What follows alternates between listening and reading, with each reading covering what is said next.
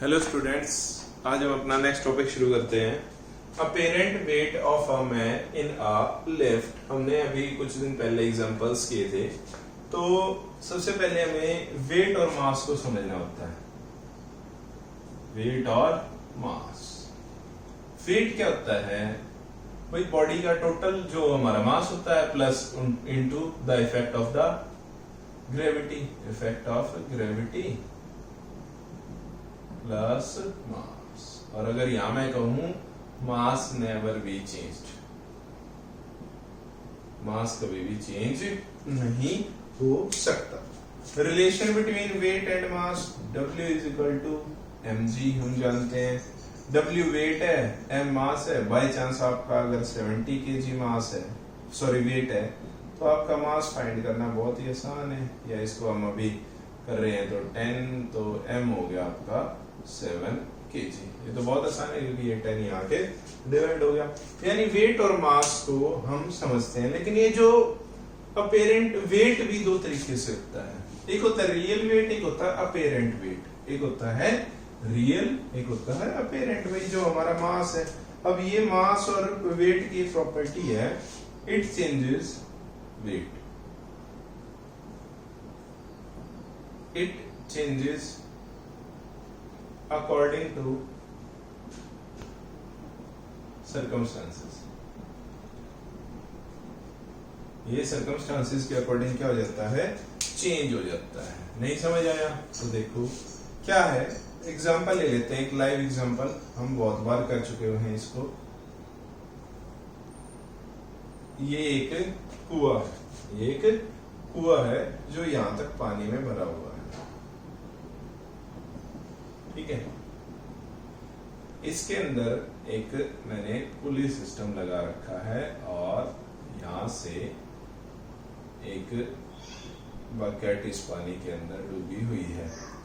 अब यहां से जो इंसान है जिसने इस रस्सी को पकड़ रखा है, जब तक वो बकेट पानी के अंदर पूरी तरह इमर्स्ड है, फुल्ली इमर्स्ड,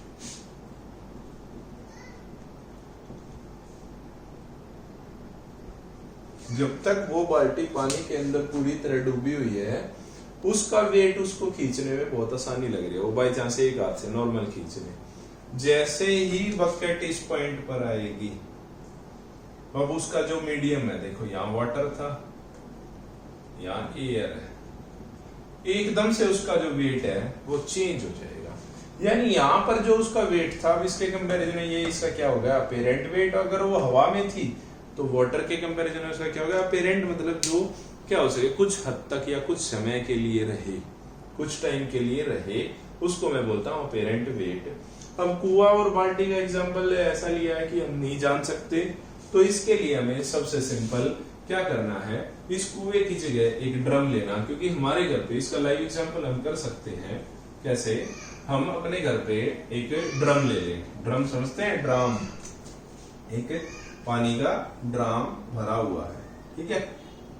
पानी के ड्राम में क्या करना है आपको? पूरी तरह एक बाल्टी डुबो देनी है, और उस बाल्टी का जो हैंडल है, इसको आप पानी के अंदर एक उंगली, सिर्फ एक उंगली से देखना, मूवमेंट करा पाएंगे। बाय चांस इसके अंदर 5 kg वेट है, 5 किलो, 5 लीटर पानी है, 5 किलो वेट मान लिया मैंने, इसका 5 किलो है, वो आप एक उंगली से हिला पा रहे हैं पानी के अंदर। करके देखो, बिल्कुल लाइव है, आप कर सकते हैं। ऐसे उठाओ, आराम से बाल्टी ऊपर नीचे होगी, कोई प्रॉब्लम नहीं है। जैसे ही ये बाल्टी आप ड्रम से बाहर ले आएंगे, यानी एयर में ले आएंगे, आपको एक उंगली से छोड़ो, दोनों हाथ लगा के भी बहुत ताकत लगानी पड़ेगी। क्या हुआ ऐसा कि इसका वेट चेंज हो गया? यही तो है इसका अपेरेंट वेट। जो क्या हुआ, कुछ हद तक हल्का रहा, कुछ हद तक भारी रहा। उसके बाद जब इस बाल्टी को आपने ऐसे उठा के साइड में ले आए ड्राम से और ऐसे नीचे लटका लिया, देखो इस बाल्टी को जब आपने यहाँ उठाया, बहुत ज्यादा फोर्स लग रहा है आपका, बहुत ज्यादा ताकत। ये 5 किलो, आपको 15 किलो लग रहा है। इसको नीचे लाके हाथ पे लटका लिया। बहुत सिंपल है, बहुत ही सिंपल है। फर्क आ रहा है, यानी देखो चेंज हो रहा है, हाइट, वाटर, ग्रेविटी, सब फैक्ट आ रहे हैं। तो इसी के ऊपर हमारा टॉपिक है छोटा सा, apparent weight of a man in a lift, in a lift, ठीक है। तो बाई चांस एक लिफ्ट है हमारे पास,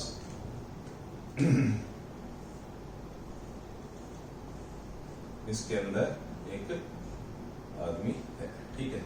इस वेट, इस लिफ्ट का पूरे का ये आर फैक्टर, ये mg बैलेंस्ड फैक्टर, याद है ना, reaction as equivalent opposite reaction, ठीक है। तो आर और mg एक दूसरे को बैलेंस कर रहे हैं और ये इंसान का टोटल वेट है, यानी टोटल जो इस लिफ्ट पर फोर्स लग रहा है वो weight of the person plus weight of the lift. तो पहली कंडीशन, व्हेन लिफ्ट या एलिवेटर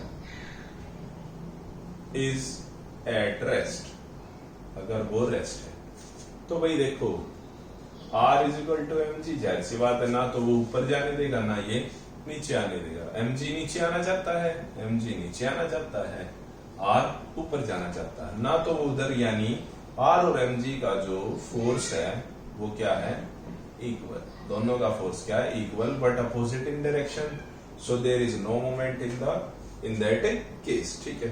अब आ जाते हैं second, lift going upwards. Lift अब कहां जा रही है, अब लिफ्ट अब कहां जाने लगी, अब, यानी जो डायरेक्शन होगी वो R के अकॉर्डिंग होगी, यानी अब R को mg के साथ एक एडिशनल फोर्स लगाना पड़ेगा। देखो R और mg, अगर R ने mg जितना फोर्स लगाया तो किस पे रहेगी, वो रेस्ट पे। अगर R का जो फोर्स है वो mg के इक्वल होगा तो वो बॉडी किस पे रहेगी, रेस्ट पे, यानी उसको एक एडिशनल फोर्स लगाना पड़ेगा। कितना एडिशनल फोर्स लगाना पड़ेगा भाई, mg को हमने माना कि इतना फोर्स और लगाना पड़ेगा, तभी तो R क्या होगा, उसका ऊपर की तरफ जाएगा। तो R is equal to mg plus F. R is equal to, ये फोर्स किस पे लग रहा है, ये फोर्स लग रहा है एडिशनल वर्क, कि उसको R को ऊपर की तरफ ले जाना लग रहा है, इसलिए इसके लिए टोटल जो बैलेंस पॉइंट होगा, अब यही तो अनबैलेंस पॉइंट बनेगा ना, तो mg प्लस फोर्स का फॉर्मूला आता है ma, तो R is equal to m into G plus A. ये हमारा क्या है, रिलेशन है when elevator is going upwards. अब क्या है, lift going downwards, lift going downward. अब वो लिफ्ट कहां रही है, नीचे की तरफ, डाउन। अब उसको देखो, बाल्टी वाला केस भी ले लेते हैं या कुछ भी हो, कोई चीज ऐसे हवा में हमने रोक रखी है, उसको नीचे ले जाने के लिए अब मुझे R और mg को इक्वल नहीं करना, अब R से जो mg का जो फोर्स था उसमें से कुछ फोर्स घटाना ही तो घट रहा है।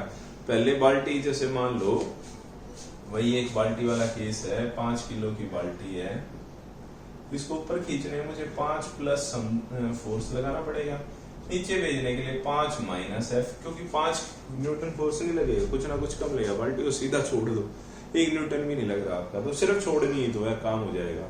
तो यहाँ पर जो फोर्स हो जाएगा इस बार उसको कम लगाना पड़ेगा। कितना कम लगाना पड़ेगा, माइनस एफ। ये कौन सा है, जो अनबैलेंस्ड फोर्स है।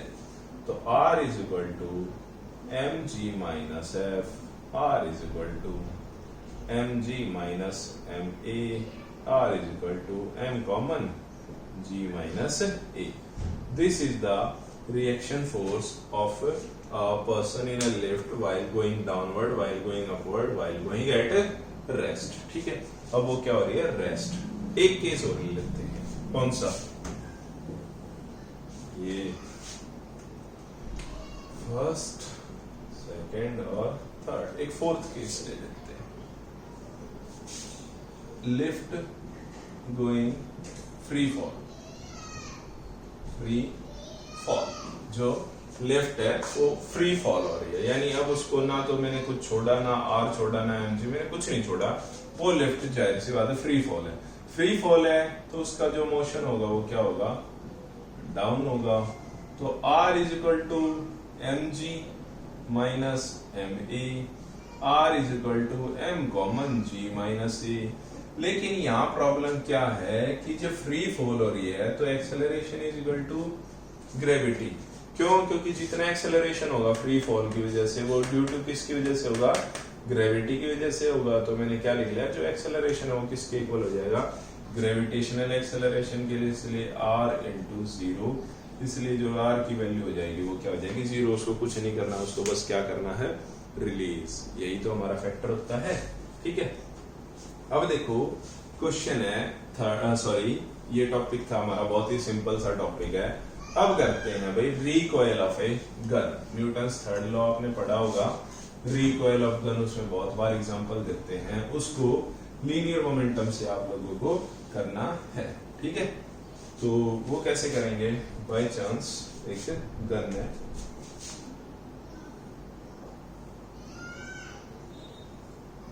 ठीक है, ये मेरी गन है, इसके अंदर ये बुलेट है। ठीक है, this is bullet, this is gun. ठीक है, तो linear momentum before recoil of a gun, sorry,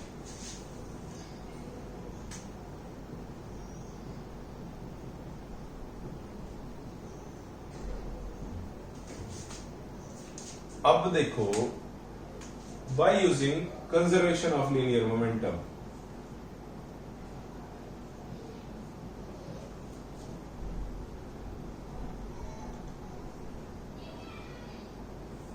क्या था?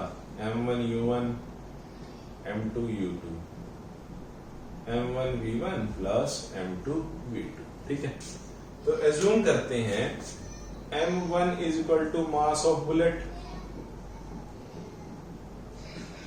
m2 mass of gun, u1 and v1 initial and final velocities of bullet, और u2 v2 initial final velocities of gun. ठीक है, तो देखो अभी गन फायर नहीं हुई है, यानी u1 और u2 बोथ आर जीरो, क्योंकि इनिशियल वेलोसिटी क्या है? दोनों की जीरो, भी ना तो गन मोशन में है ना किसमें है, वो बुलेट मोशन में है। तो m1 into zero plus m2 into zero is equal to m1v1 plus m2v2। क्या हो जाएगा? ये जीरो है, तो zero is equal to m1v1 plus m2v2। ये प्लस का ये जो भी वैल्यू है हम क्या कर लें, m1, ये यहाँ प्लस का, यहाँ के क्या हो गया माइनस का, m1v1 is equal to m2v2। मुझे क्या फाइंड करना है? रिकॉइल ऑफ ए गन की। कैसे रिकॉइल करेगी? तो v2 की वैल्यू हो गई कि कितना रिकॉइल करेगी, कितना, minus m1v1 upon m2। Minus sign से क्या डिफाइन हो रहा है?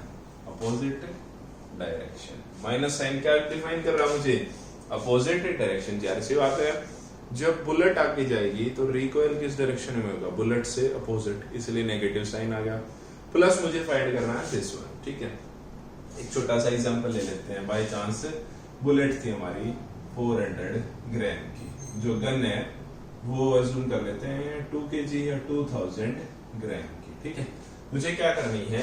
रिकॉइल ऑफ गन करनी है, और ये जो बुलेट है ये गई मेरी मान लो 200 मीटर पर सेकेंड की स्पीड से आगे की तरफ गई। मुझे फाइंड करना है what is the recoil velocity of the recoiling of the gun. तो सिंपल सा फॉर्मूला, मैं इसको फिर से m10 डालू, इससे बढ़िया मैं एक फॉर्मूला यूज कर लेता हूँ, v2 is equal to minus m1 is the mass of the bullet, mass of the bullet is 400 है ना, अब into v2 into v1, final velocity of the gun कितनी है? 200 divided by mass of the gun is 2000 है ना, is 2000। मैं cut कर लेता हूं सिंपल, तो कितना हो गया? रिकॉइल ऑफ द गन किस वेलोसिटी से रिकॉइल होगी? 4 टू 80 मीटर पर सेकेंड की स्पीड से ये कहाँ आएगी? पीछे की तरफ। कहाँ आएगी? पीछे की तरफ। तो रिकॉइलिंग ऑफ गन एक तरीके से हमारा कंजर्वेशन ऑफ लीनियर मोमेंटम और न्यूटन्स थर्ड लॉ को भी एक्सप्लेन करता है। ये टॉपिक कराने का एक लॉजिक इसलिए है कि हमने अभी तक इसको वर्बली या अब तक थ्योरेटिकली सुना था, इसको करके भी देख सकते हैं हम। इसके न्यूमेरिकल्स के लिए मैं आपके पास आज मैसेज कर दूंगा। ठीक है, thank you for the day.